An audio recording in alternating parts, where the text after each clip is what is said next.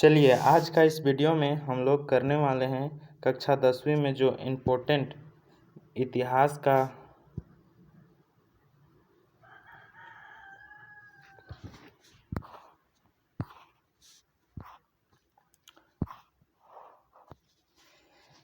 चलिए आज का इस वीडियो में हम लोग करने वाले हैं कक्षा 10वीं में इतिहास का पहला नंबर चैप्टर जिसका नाम है यूरोप में राष्ट्रवाद का उदय। यूरोप में राष्ट्रवाद का उदय इस चैप्टर को आज हम लोग करने वाले हैं। दोस्तों आप सभी को हम बता दें कि क्लास 10वीं में जो भी छात्र पढ़ रहे हैं वे अपने तैयारी को हमारे इस चैनल के माध्यम से बेहतरीन कर सकते हैं। हमारे इस चैनल में अभी फ़िलहाल इतिहास और विज्ञान का फिजिक्स, केमिस्ट्री, बायो का हर एक सब्जेक्ट का करवाई जाएगी, इसीलिए आप लोग हमारे चैनल को सब्सक्राइब करके रख लीजिए। इतिहास पहले शुरू करने का मकसद हमारा क्या है? इतिहास को कहीं ना कहीं लोग सब कोई हवा बना के रख देते हैं। इतिहास बहुत ही हार्ड विषय है, इसीलिए हमने इस बार पहले फैसला किया है कि पहला नंबर चैप्टर से जो इतिहास है उसी को शुरू करेंगे, ठीक है। इसीलिए हम लोग इतिहास का ही पहला नंबर चैप्टर किए हैं और इतिहास हार्ड नहीं लगेगा और इतिहास एक रटने का विषय नहीं है, ठीक है। इतिहास समझने का विषय है। यदि इतिहास को अच्छे तरीके से समझा जाए तो इतिहास मज़ा आता है पढ़ने के लिए। इसीलिए मैं आप लोगों को इतिहास पढ़ाऊंगा और बहुत ही बारीकी से समझा के पढ़ाऊंगा ताकि इतिहास पढ़ने में आप सभी को मज़ा आए, ठीक है। तो सबसे पहले हम लोग देखेंगे इतिहास। जब हम लोग पढ़ ही रहे हैं तो सबसे पहले इतिहास के बारे में जानना ज़रूरी है, क्योंकि यदि कहीं पे चल गए तो बोल दिया कोई क्या पढ़ रहा है बाबू, तो हम लोग तो इतिहास पढ़ाक से जवाब देंगे, लेकिन वो लोग पूछ ही दिया कि इतिहास में कौन सा चैप्टर पढ़ रहा है तो बता देना कि हाँ हम पहला नंबर चैप्टर पढ़ रहे हैं जिसका नाम है यूरोप में राष्ट्रवाद का उदय। लेकिन पूछ दिया अगर बताओ तो तुम इतिहास से पढ़ रहा है, इतिहास किसको कहते हैं और इतिहास कैसे बना है, तो आप लोग तो चुप हो जाइएगा और बोल दीजिएगा कि हम लोग का तो इस सिलेबस में है ही नहीं, तो हम लोग पढ़े नहीं हैं। तो नहीं, जब पढ़ ही रहे हैं तो क्यों ना उसको बेसिक से और बारीकी तरह से पढ़ा जाए और कोई भी पूछे तो अपना कॉन्फिडेंट होकर जवाब दें। इसीलिए हम इतिहास के बारे में आप सभी को बताएंगे, ठीक है। इतिहास देखिए, इतिहास दो शब्द से मिलके बना है। इतिहास दो शब्द से मिलके बना है। पहला है इतिहास, इति, और दूसरा शब्द है हास। देखिए यहीं पे देखिए ना, इति और हास दो गो शब्द हैं, इति और हास। अब इति कहने का मतलब क्या है? इति कहने का मतलब है ऐसा अवश्य ही, और हास कहने का मतलब है घटना हुआ होगा, यानी ऐसा अवश्य कोई घटना हुआ होगा उसी के बारे में जो हम लोग अध्ययन करते हैं उसी को इतिहास कहते हैं। या इसको एक परिभाषा के रूप में आप लोग देना चाहते हैं तो आप लोग इधर परिभाषा के रूप में बता दीजिएगा कि अतीत का अध्ययन करना इतिहास कहलाता है। अतीत कहने का मतलब है जो घटना बीत चुका है, जो घटना बीत चुका है उसी के बारे में अध्ययन करना इतिहास कहलाता है, ठीक है। तो इतना ही तो आप एग्ज़ाम में नहीं लिखिएगा। यदि आपका एग्ज़ाम में पूछा जाए तो एग्ज़ाम में जैसे पूछ दिया जाए कभी बाय चांस, ये तो पूछता नहीं है लेकिन कभी अगर पूछ दिया तो कैसे लिखेंगे? तो इतिहास तथ्यों और प्रमाणों के आधार पर, तथ्यों और प्रमाणों के आधार पर इतिहासकारों के द्वारा बीती हुई घटना का फिर से उजागर करना ही इतिहास कहलाता है। देखिए, तथ्यों और प्रमाणों के आधार पर कहने का मतलब है, ये तथ्यों और प्रमाणों का मतलब है साबूत, बिना सबूत के नहीं मानेंगे कि ये इतिहास है। जैसे आप लोग कह दिए, कोई भी घटना को कह दिए कि नहीं ये घटना हुआ है, तो उसको कब तक इतिहास में माना नहीं जाएगा? जब तक कि उसके बारे में आप कोई सबूत नहीं जमा कीजिएगा और सबूत नहीं दिखाइएगा, साबित जब तक नहीं कर देते हैं तब तक उसको हम लोग नहीं मानेंगे कि ये घटना हुआ है, ठीक है। इसीलिए तथ्यों और प्रमाणों के आधार पर जो भी घटना घटी हुई है उसी के बारे में अध्ययन करना इतिहास कहलाता है, ठीक है। इतिहास का परिभाषा इतना दूर से इतना ही है, ठीक है। इतिहास इतना लिख लीजिएगा। बताइए, समझ में आया ना। फिर देखिए कि इतिहास का पिता किसे कहते हैं। इतिहास का जो सर्वप्रथम किसने इसके बारे में रिसर्च करना शुरू किया था और इसको किसने लिख रहा था, मतलब फर्स्ट में कौन इसके बारे में ज़्यादा उजागर था। ठीक है, तो इतिहास का पिता हेरोडोटस को कहा जाता है। इतिहास का पिता हेरोडोटस को कहा जाता है, जो हेरोडोटस यूनान देश के निवासी थे। आपसे ऑब्जेक्टिव में पूछ सकता है हेरोडोटस किस देश के निवासी थे, तो हेरोडोटस यूनान देश के निवासी थे। इन्होंने संपूर्ण विश्व के इतिहास के बारे में जानकारी प्रस्तुत किया था। हेरोडोटस ही थे जो कि संपूर्ण पूरे विश्व में इतिहास के बारे में जानकारी प्राप्त किया था। जम्मू कश्मीर में इतिहास के बारे में कलहन की प्रसिद्ध रचना क्या है, थोड़ा ऊपर कर लेते हैं। देखिए, जम्मू कश्मीर में इतिहास के बारे में कलहन की प्रसिद्ध रचना राजतरंगिणी से मिलती है। जो इतिहास का जो जानकारी मिलती है कहाँ कहाँ से मिलती है, जानकारी मिलती है जम्मू कश्मीर से। इतिहास के बारे में कलहन और प्रसिद्ध रचना तरंगिणी से मिलती है। ठीक है, और यदि आपको पूछा जाए कि डॉक्टर कृष्णन के अनुसार, पूछा नहीं जाता है लेकिन इसको तो पढ़ना ज़रूरी है, इसको जानना ज़रूरी है। यदि कोई पूछ दिया तो बताने के लिए, ठीक है, उतना इम्पोर्टेंट ये नहीं है लेकिन पढ़ना ज़रूरी है, इसीलिए हम लोग इसको देखते जा रहे हैं ऊपर ऊपर से। देखिए, डॉक्टर कृष्णन के अनुसार इसका परिभाषा, इतिहास का परिभाषा, ये डॉक्टर एस कृष्णन भी अपने अनुसार एक परिभाषा दिए थे। ठीक है, तो इसने दिए थे कि अतीत और वर्तमान के बीच निरंतर चलती रहने वाला विषय है। जो ये इतिहास है वह क्या है, अतीत। अतीत कहने का मतलब है कि जो बीत गया घटना है, और वर्तमान जो समय चल रहा है अभी, उसी के बारे में निरंतर चलता रहने वाला विषय है। जो वर्तमान और भविष्य के बीच में जो समय में जो भी घटना घट रही है वही क्या है, इतिहास है। ठीक है, थोड़ा सा हम लोग जानेंगे अतीत और वर्तमान और भविष्य के बारे में। तो आप सभी को मैं ऊपर ही बता दिए थे कि देखो, अतीत कहने का मतलब है कि जो घटना बीत चुका है। ठीक है, और वर्तमान कहने का मतलब है जो गुजर रहा है, और भविष्य कहने का मतलब है कि जो घटना आने वाला है। ठीक है, समझ में आया कि अतीत, वर्तमान और भविष्य कहने का मतलब क्या है। उम्मीद करते हैं कि समझ में आ गया होगा। यदि इतना में आप सभी को कहीं पे डाउट है तो आप लोग कमेंट कीजिएगा, मैं नेक्स्ट वीडियो में उसका पूरा सॉल्व करने का कोशिश करूँगा। ठीक है, चलिए फिर, और हम लोग इतना ही था जो कि इतिहास के ऊपर ऊपर जानना ज़रूरी था। फिर हम लोग डायरेक्ट अब इतिहास का जो पहला नंबर चैप्टर है, यूरोप में राष्ट्रवाद का उदय, वहाँ पे चलते हैं। ठीक है, यहाँ पे चलिए, यूरोप में राष्ट्रवाद का उदय, यहाँ हमारा पहला नंबर चैप्टर से आ गए हैं। देखिए, चैप्टर का नाम ही है यूरोप में राष्ट्रवाद का उदय। यूरोप में राष्ट्रवाद का उदय कहने का मतलब, यहाँ उदय कहने का मतलब तो समझ में आ रहा है, उजागर करना, उजागर। उदय कहने का मतलब उजागर, यानी आप लोग कैसे कहते हैं, सूर्य उदय, यानी सूर्य का निकलना। उसी प्रकार से उजागर, जो बीता हुआ घटना है उसी को बारे में फिर से दोबारा पढ़ना, उजागर यही होता है। ठीक है, लेकिन ये राष्ट्रवाद कहने का मतलब समझ में नहीं आ रहा है सर, ये राष्ट्रवाद कहने का मतलब क्या है। तो हम लोग सबसे पहले देखेंगे कि राष्ट्रवाद कहते किसको हैं, और ये क्वेश्चन कहीं ना कहीं इम्पोर्टेंट में भी आता है। ठीक है, इसीलिए हम लोग सबसे पहले देखने वाले हैं कि राष्ट्रवाद किसको कहते हैं, आखिर राष्ट्रवाद है क्या। तो आप लोग को ये क्वेश्चन को साथ साथ में लिखते ही चलना है। ठीक है, ये क्वेश्चन इम्पोर्टेंट है। देखिए, राष्ट्रवाद क्या है, तो राष्ट्रवाद एक ऐसी सामाजिक परिकल्पना है, राष्ट्रवाद एक ऐसी सामाजिक परिकल्पना है जिसमें किसी भी छोरों में अहम योगदान होती है, अर्थात किसी भी देश के विकास करना, अर्थात किसी भी देश का विकास करना राष्ट्रवाद कहलाता है।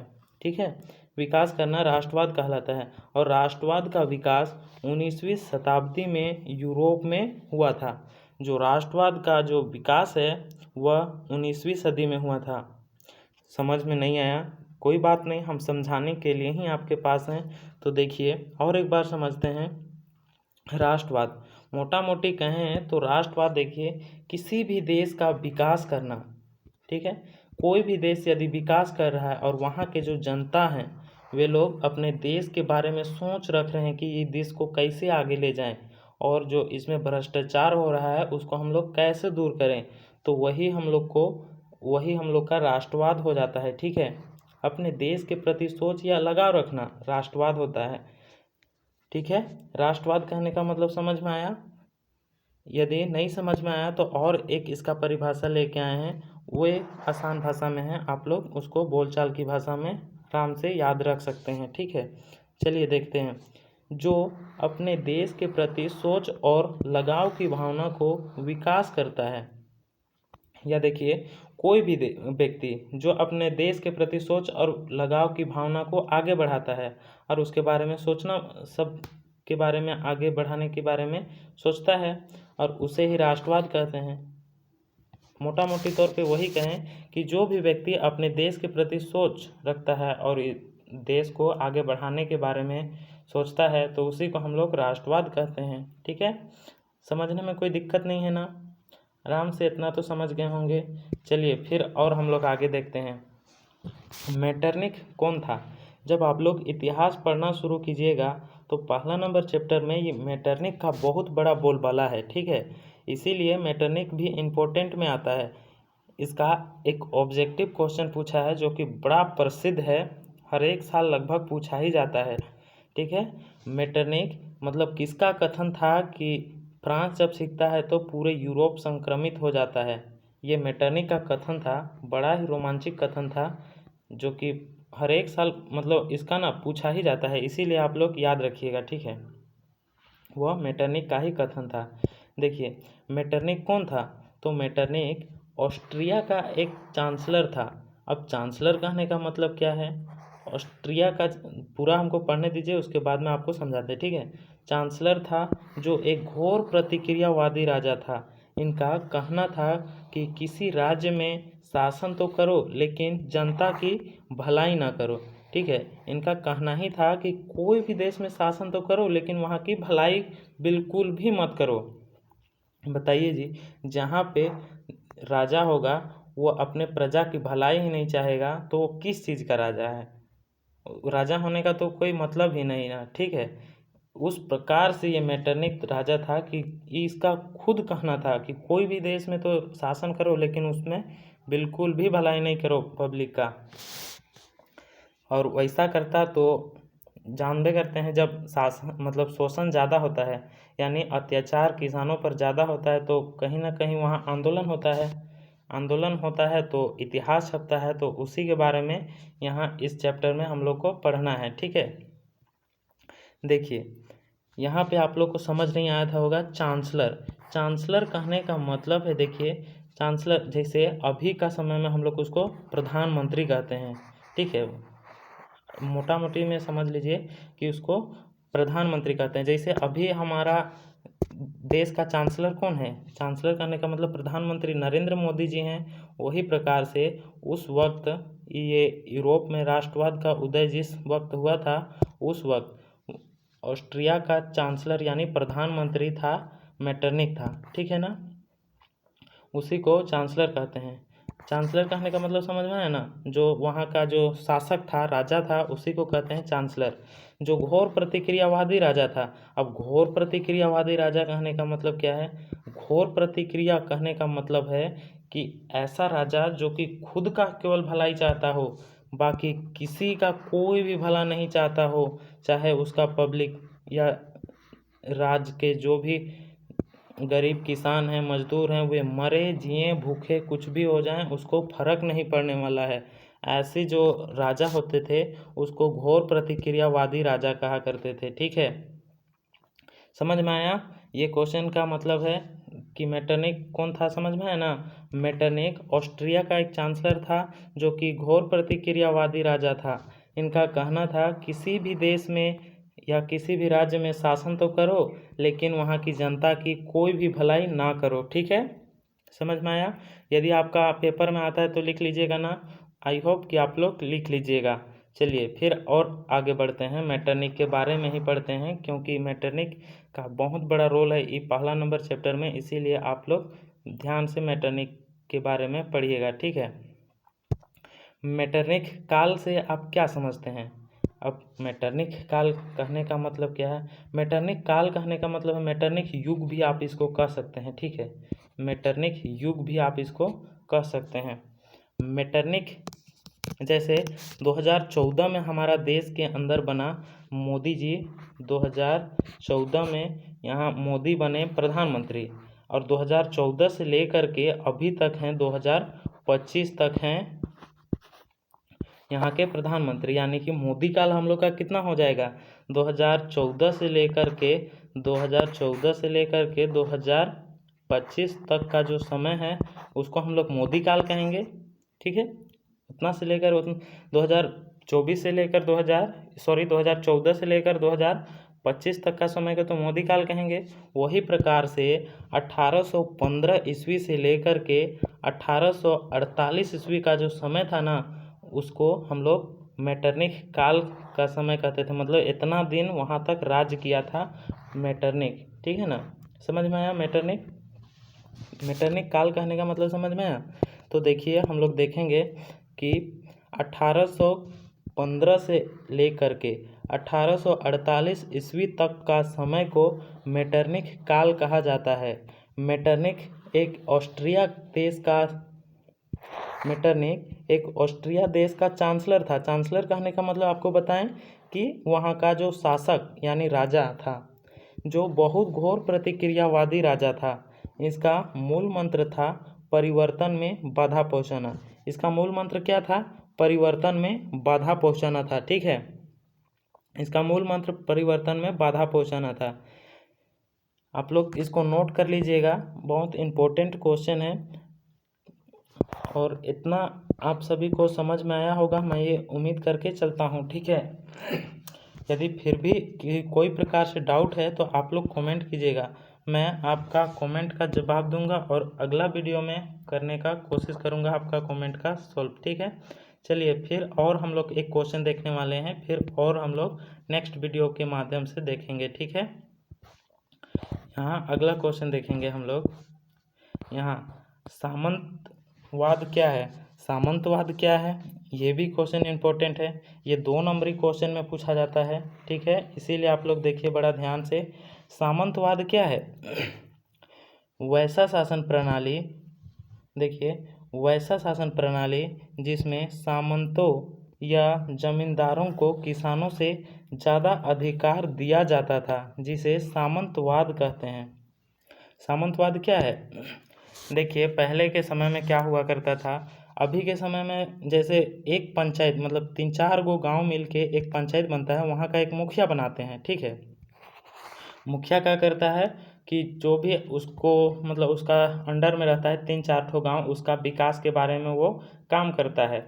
तो वही प्रकार से पहले के जो राजा हुआ करते थे, 4-5 ठो गांव का एक सामंत या जमींदार रख देते थे, जो कि जो भी खेती बाड़ी होता था टैक्स के रूप में, यही जो जमींदार लोग हुआ करते थे वही लोग किसानों से कर, जो कि टैक्स था वही वसूल करते थे। और पहले इतना ज़्यादा टैक्स था कि किसान को बहुत नुकसान होता था, उसके लिए खाने के लिए भी नहीं है, लेकिन उसको टैक्स भरना पड़ता था, और नहीं भी भरता था तो उसे ज़बरदस्ती टैक्स लिया जाता था, ठीक है। सामंत और जमींदार कहने का मतलब समझ में आ रहा है ना, कि जो एक राजा टाइप से बना देता था, 3-4 ठो गांव में से एक आदमी को बनाया जाता था जमींदार, और वही सबको टैक्स ले जा कर के राजा को दे देता था, वही सामंतवाद होता था, ठीक है। सामंतवाद कहने का मतलब समझ में आ रहा है? तो इसको परिभाषा के रूप में ऐसा लिखेंगे, आपसे क्वेश्चन पूछ दिया जाए तो आप लोग लिखिएगा कि